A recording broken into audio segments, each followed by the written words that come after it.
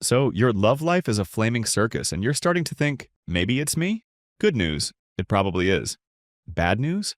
That's because your childhood left a few, let's call them emotional souvenirs. Psychologists have identified various love styles that come from how we were raised. And yes, they've been quietly screwing with your adult relationships ever since. So buckle up. Here are 6 love styles that might explain why you keep dating people who make your therapist sigh heavily. 1. The clinger, aka love me, or I will emotionally implode. In 3, 2, 1. Ah, the clinger. You're basically a walking Wi-Fi signal constantly scanning for reassurance. You need to know, are we okay? Do you still like me? Is your good morning text code for I'm leaving you? You crave attention like it's oxygen, and if your partner doesn't respond within 4.3 seconds, your brain starts drafting breakup scenarios and funeral speeches. You love hard, fall fast, and panic often. For you, love isn't calm. It's a full-blown soap opera. If you want something that lasts longer than a reality TV relationship, try building internal stability first. That way, your partner doesn't have to be your emotional life support. 2. The shapeshifter, aka I'll be whoever you want, just don't leave me. As a kid, you learned to stay safe by being likable. Now you're a people-pleasing chameleon who says yes when you mean, dear God, no. You cancel your own needs like it's a full-time job and then wonder why you feel dead inside. You've lost count of how many times you've said, I'm easygoing, when what you really wanted was for someone to choose a restaurant that didn't make you want to cry. Start small. Say no once in a while. It'll feel like emotional skydiving, but you'll live. 3.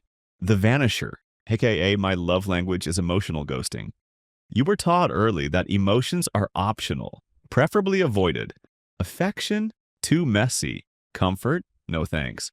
You've mastered the art of detachment and can disappear from an emotional conversation faster than your last situationship vanished after saying, we should talk.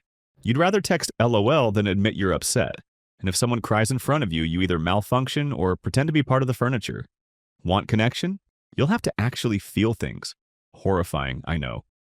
4. The walking red flag detector, aka I will love you until you inevitably betray me. You're basically a love-addicted psychic who predicts abandonment before it even happens. You want closeness more than anything, but the moment someone gets too close, you start reading into every K text like it's a breakup letter. You're intense, sensitive, and a professional overthinker. You want deep connection but are constantly convinced you're being left. Your dating history looks like a mixtape of emotional whiplash. Want a real relationship? You'll need to stop catastrophizing every minor inconvenience like it's the Titanic all over again. 5. The control freak, aka if I don't dictate this relationship, I'll spontaneously combust. You grew up in a house where unpredictability was the norm, so you responded by becoming the human equivalent of a spreadsheet. Love is war, and you're the general. Vulnerability is weakness, and your emotional range goes from fine to rage. Letting someone else take the lead? Ha, you'd rather chew glass. Relationships with you feel like a military operation, with one person doing all the micromanaging and the other quietly plotting their escape. Try loosening your grip before your partner files an emotional restraining order. 6. The disappearing mirror, aka I exist only to make you happy.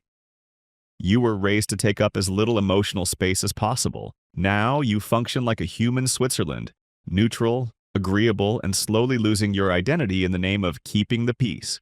You end up with partners who take, and you give, and then you write passive-aggressive tweets about how some people don't appreciate nice things. Pro tip, standing up for yourself won't cause the earth to explode. Probably. Final thoughts, because yes, you need to unpack this in therapy. These love styles aren't excuses, they're emotional cheat codes. Once you know how you're wired, you can stop sabotaging your own relationships and start fixing what your inner child broke while unsupervised. So, which of these beautiful disasters are you? Let us know in the comments. And if you've dated one of each, congratulations, you've completed the trauma collection. Hit that like button, send this to your most emotionally chaotic friend, and subscribe for more content that helps you laugh through the pain. Oh, and go to therapy, like, now.